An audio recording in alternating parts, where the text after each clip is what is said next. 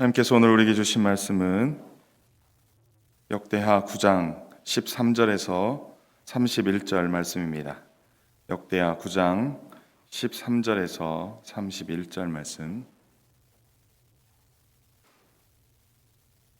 함께 합독하도록 하겠습니다. 시작. 솔로몬의 세입금의 무게가 금 666달란트여 그 외에 또 무역상과 객상들이 가져온 것이 있고 아라비아 왕들과 그 나라 방백들도 금과 은을 솔로몬에게 가져온지라.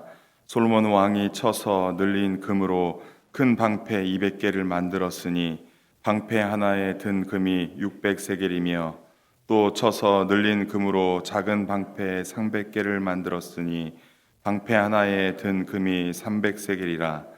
왕이 이것들을 레바논 나무 궁에 두었더라.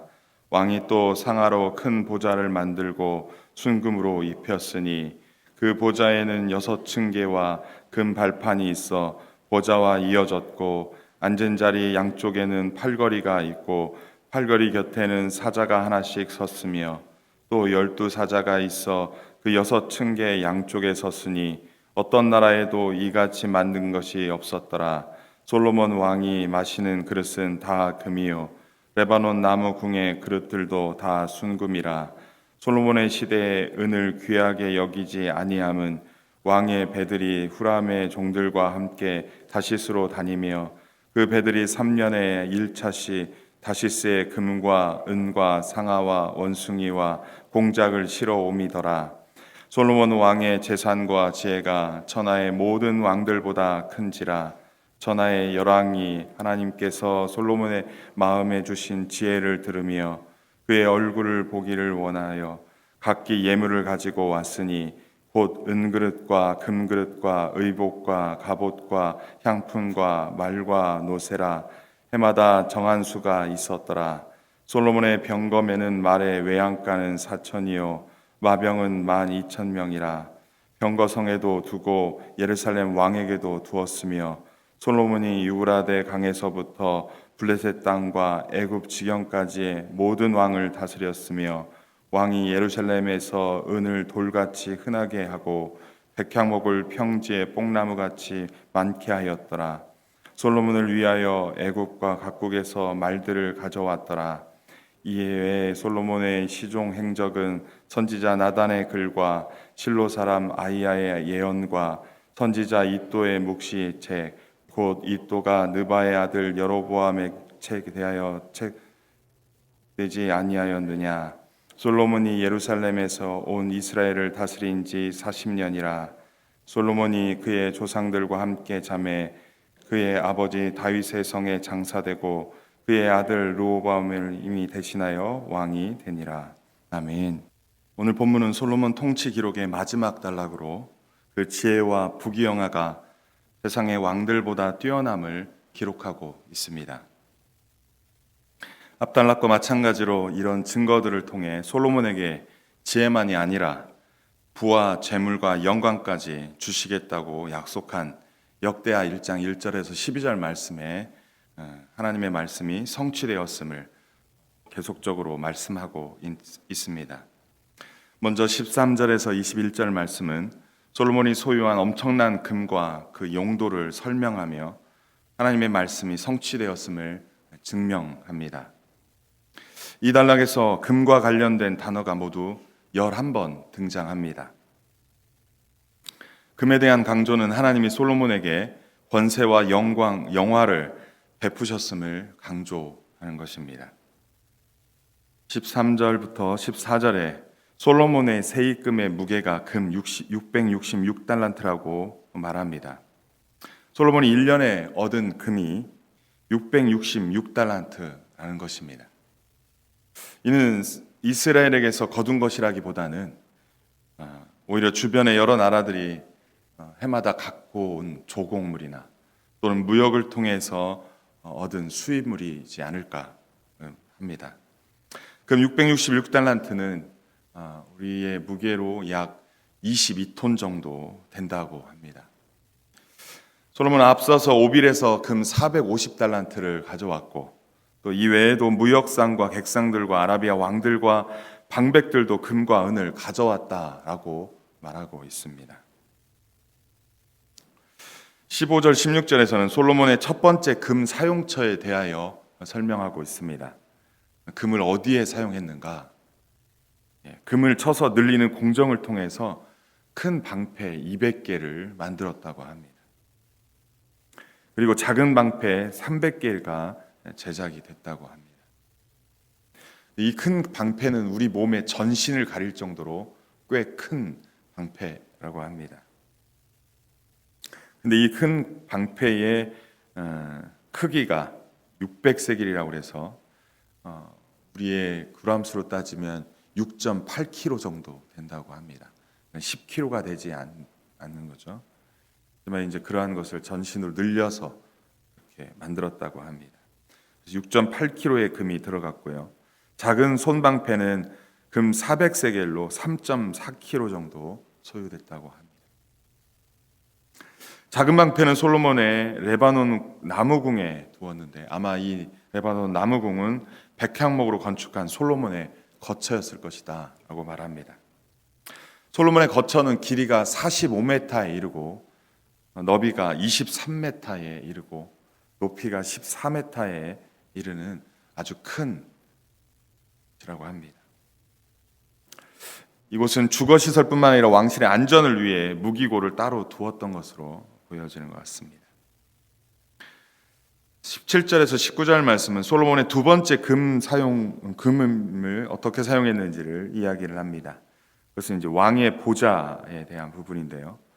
보좌는 상아를 사용하여 크게 제작되었고 거기에 순금을 익혔다라고 말합니다. 보좌로 오르는 6층계 위에 있는 발판을 금발판으로 사용했다. 그래서 6층계의 발이 닿는 곳은 다 금으로 했다라는 것입니다. 20절, 21절에는 솔로몬의 세 번째 금에 대한 사용을 이야기를 하는데요. 금그릇으로 사용했다라고 말씀합니다. 솔로몬의 마시는 잔과 레바논 나무궁의 그릇들도 다 순금이었고 또 솔로몬이 얻은 금은 그의 재력과 권력을 드러내는데 부족함이 없었다라고 성경은 말씀하고 있습니다. 솔로몬 시대는 한마디로 황금 시대였던 것 같습니다. 은을 귀하게 여기지 않았습니다. 당시에 화폐로 사용되었던 은을 아주 하찮게 여겼다는 것이죠. 위에 열거한 여러 예물과 무역품 외에도 다시스 무역을 통해서 3년에 한 번씩 금과 은과 상아, 원숭이, 공작 등 진귀한 품목이 들어왔기 때문에 은을 귀하게 여기지 않고 금이 그렇게 풍성했음을 이야기를 합니다. 여기서 말하는 다시스는 스페인의 도시로 알려졌는데 솔로몬은 본격적으로 지중해와 홍해 주변에 있는 지역들을 이어주는 다리 역할을 통해서 엄청난 부를 축적했던 것 같습니다. 그 무역을 통해서 말입니다. 솔로몬의 지혜와 부귀영화는 19절 하반절에도 언급되는데요. 어떤 나라에도 이같이 만든 것이 없을 정도로 뛰어났다 하면서 그 만들고 그렇게 하는 것들이 엄청났음을 이야기합니다. 근데 이 모든 것이 하나님께서 부어준 은혜인 줄 믿습니다. 오늘날 우리는 솔로몬의 부귀영화만을 쫓지 말고 솔로몬에게 부귀영화를 주신 여호와 하나님만을 쫓기를 소원합니다. 금에 대해서 나열하고 부에 대해서 나열하고 영화에 대해서 나열했지만 그 부와 영화를 쫓으라고 나열한 것이 아닙니다. 솔로몬이 부를 구한 것이 아니라 하나님을 구하고 하나님을 찾았을 때 하나님께서 그에게 지혜뿐만 아니라 지식뿐만 아니라 그가 구하지 않았던 부와 재물과 영화까지 주신 그 하나님을 우리가 생각해야 할 것입니다. 역대기 말씀에서 이처럼 솔로몬의 부귀영화를 소개하는 이유는 망했던 이스라엘이 어떤 나라를 새롭게 세울 것인가에 대한 이야기입니다. 바벨론의 포로에 끌려갔다가 다시 돌아왔는데 어떤 이상국가를 어떠한 목표로 나라를 세울 것인지 그 목표를 제시한 것이 역대기의 말씀입니다. 솔로몬의 부귀영화를 구하자는 것이 아니라 솔로몬이 무엇을 찾고 무엇을 구했을 때 하나님께서 그때 그렇게 많은 것을 주었는지를 나열함으로 우리가 찾고 찾을 것이 하나님이며 우리가 찾고 찾을 것이 그 부의 근원이며 복의 근원이신 그 하나님을 찾는 것이 그 모든 것을 얻는 길임을 지금 말씀하고 있는 것입니다. 오늘날 대한민국이 잘 살게 된 것은 하나님의 은혜인 줄 믿습니다. 우리의 믿음의 선배들이 어떻게 하나님을 믿었고 어떻게 간절히 찾았으며 어떻게 하나님께서 우리에게 부를 주었습니까? 얼마 전 기사를 보니까 우리나라가 곧 일본을 경제로 추월할 것이라고 이야기를 합니다. 데이터에서 얘기하겠죠. 근데 이런 역사는 과거에 없었다고 합니다. 피지배국가가 지배국가를 추월한 가장 단기간 내에 이렇게 빠르게 추월한 나라가 전무하다라고 이야기를 합니다. 제가 일제시대 때 복음이 이 땅 가운데 들어왔을 때 우리의 믿음의 선배들이 어떻게 믿음을 지켰고 어떻게 하나님을 찾고 찾아서 우리가 이만큼 살았는지 우리는 역사를 통해서 알 수 있습니다. 오늘 우리가 하나님을 찾고 구하는 자들이 되어 우리는 물론이고 우리의 다음 세대들이 하나님의 은혜를 누리는 세대 되기를 소원합니다. 우리가 지금 누리는 것이 우리가 은혜인지 아닌지 우리는 뭐라고 할 수는 없겠지만 우리와 우리의 다음 세대들이 지속하여 이 하나님의 은혜를 누릴 수 있는 그러기 위해서 우리가 이 믿음을 하나님을 찾고 찾음을 지속하기를 소원합니다. 22절 27절 말씀은 솔로몬의 부와 지혜에 대하여 말합니다. 22절 24절에 솔로몬 왕의 재산과 지혜가 천하의 모든 왕들보다 큰지라 라고 말씀을 합니다. 솔로몬의 재산은 앞에서 언급한 바와 같이 하나님의 은혜로 엄청났습니다. 그것이 열왕보다 크다라고 말합니다. 여러 왕들보다도 많은 왕들보다도 크다라는 것입니다. 뿐만 아니라 그 지혜 또한 열왕보다 크다고 말씀합니다. 그래서 수많은 나라의 왕들이 하나님께서 솔로몬의 마음에 주신 지혜를 들으며 그의 얼굴 보기를 원하였다라고 말씀합니다. 그래서 각기의 예물을 가지고 솔로몬을 찾아왔다는 것입니다. 마치 어제 본문의 스바 여왕처럼 말입니다. 모든 것을 가지고 싸갖고 신하들을 대동하여 도대체 이 나라의 왕의 지혜가 어디까지인지 시험해 보겠다고, 그리고 그 지혜를 들어보겠다고. 마치 우리나라가 그 예전에 잘 사는 미국에 유학을 가고 많은 나라에 유학을 가고 그 잘 사는 선진국의 문물을 배우기 위해서 갔던 것처럼 말입니다.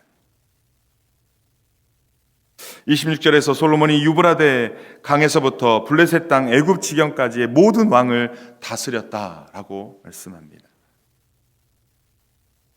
북이 영화뿐만 아니라 그 지혜까지도, 그리고 그가 살고 있는 모든 영토인 이 국방에 관련된, 국토에 관련된 것까지도 하나님께서 풍성하게 주셨음을 말씀하고 있습니다. 이들 지역은 하나님이 약속한 땅의 경계입니다. 아브라함의 약속이 솔로몬 시대에 성취되었음을 말씀합니다. 그래서 모든 왕을 다스렸습니다. 열왕기서에 나오지 않는 내용이기도 합니다. 솔로몬의 통치를 국제적 지평으로 확대하여 메시아적 모형을 그리고 있는 역대기의 모습을 볼 수 있습니다. 하나님은 당신이 약속한 것은 시대가 지나고 세월이 지나도 반드시 성취하시는 신실하신 하나님이십니다. 오늘 우리를 향한 하나님의 언약의 말씀이 우리 각 사람에게 있다면, 그 언약을 우리 각 사람에게 하나님이 말씀하셨다면, 우리에게 가장 적합한 때, 가장 적절한 때, 그 하나님의 때, 우리에게 가장 좋은 때인 그때에 응답하실 줄 믿습니다. 그 하나님의 신실하심을 우리가 신뢰하기를 소원합니다. 우리 하나님은 신실하신 하나님이십니다. 그 신실하신 하나님의 언약의 말씀으로 매일매일 순종으로 나아가시는 저와 우리 모두 되기를 주님의 이름으로 간절히 축원합니다. 28절에서 31절 말씀은 솔로몬의 통치의 요약과 죽음에 대하여 말씀합니다. 솔로몬은 예루살렘에서 40년을 통치했다라고 말씀합니다. 주전 970년부터 930년까지 40년간 이스라엘을 다스렸습니다. 역대기 말씀은 열왕기 말씀에 비해 많은 것을 생략하였습니다. 이것은 역사적 사실을 또 역사적 사건을 은폐하기 위함이 아니라 이미 역대기 말씀이 선포되었던 시기에 솔로몬의 잘 알려진 것들은 생략했던 것입니다. 따로 반복하지 않고 포로기에 그 포로에서 귀환한 이스라엘에게 하나님의 신실하심을 강조하고 하나님의 성전과 예배를 강조했던 것입니다. 오늘 우리는 솔로몬 때처럼 풍요를 경험하는 세대입니다. 하지만 오늘 우리의 세대가 참으로 중요합니다. 오늘 우리 세대가 하나님을 찾고 찾아서 하나님으로부터 오는 모든 은혜를 우리와 우리의 다음 세대들에게 계속 이어나가게 해야 하기 때문에 그렇습니다. 그렇지 않으면 우리만 즐기고 그럭저럭 살다가 우리의 자녀들에게 하나님을 알지 못하는 전혀 다른 세대가 되게 하는 것뿐입니다. 우리는 지금 선택해야 할 것입니다. 역대기 말씀은 우리에게 도전합니다. 하나님의 신실하심을 신뢰하고 하나님을 찾고 찾아 그 하나님을 예배하고 그 하나님 안에서 복된 인생을 살 것을 도전하고 있습니다. 또다시 실패를 반복하지 않고 솔로몬 때의 영광을 되찾자고 지금 도전하고 있는 것입니다. 하나님은 신실하십니다. 당신의 약속한 것, 언약을 맺으신 것은 반드시 지키십니다. 우리 각 사람의 개인의 구원의 문제뿐만 아니라 우리와 함께 하시겠다고 하는 그 임마누엘 하나님의 그 약속이, 그리고 우리를 고아처럼 내버려 두지 아니하시고 우리와 동행하시고 위기 때, 환난 때, 그 어려움 때 너희들이 찾고 찾으면 내가 너희를 만날 것이다. 내가 너희의 도움이 되고 방패가 되고 요새가 되고 힘이 되고 능력이 되겠다고 했던 그 모든 약속의 말씀을 하나님께서는 외면치 않으시고 성취할 줄 믿습니다. 그 하나님을 예배하며 그 하나님을 찬양하며 우리와 우리의 다음 세대들에게 우리 하나님을 믿고 따를 수 있도록 유산으로 물려주는 저와 여러분이 되기를 간절히 바랍니다. 더 늦기 전에 이 일을 이루어 우리의 자녀와 그 자녀의 세대들이 하나님께서 주시는 은혜를 누리며 하나님 나라를 소망하며 그 승리하는 우리 모두 되기를, 우리의 자녀들이 되기를 주님으로 간절히 축원합니다. 이 시간 우리에게 주신 말씀 가운데 하나님은 어떤 분이시고 우리의 주는 교훈은 무엇입니까? 우리 하나님은 언약에 신실하신 하나님이십니다. 당신이 약속한 것은 세월이 지나도 반드시 성취하시는 신실하신 하나님이십니다. 우리가 원하는 때가 아닌 하나님의 때에 이루실 줄 믿고 신뢰함으로 우리가 주님의 약속 붙잡고 나아가는 우리 되기를 간절히 소원합니다. 두 번째, 하나님은 어떤 분이십니까? 우리 하나님은 당신의 백성이 또다시 실패한 인생을 살지 않기를 원하십니다. 우리가 살아온 삶의 지난 과거를 한번 뒤돌아 봅시다. 성공한 부분도 있고 실패한 부분도 있을 것입니다. 이스라엘 백성이 포로로 그렇게 실패한 나라로 살았던 것처럼 어쩌면 우리의 삶 속에서도 우리의 과거가 실패했던 부분도 있었을 것입니다. 그러나 하나님께서 우리가 실패를 반복하기를 원하지 않으십니다. 더 늦기 전에 함께로 돌아오기를 원하십니다. 우리의 다음 세대들에게 하나님을 예배하는 인생들로 살아가기를 원하십니다. 우리 하나님의 신실하심을 경험하는 우리와 우리의 다음 세대들이 되기를 주님의 이름으로 간절히 축원합니다. 이 시간 주신 말씀 붙잡고 함께 기도하겠습니다.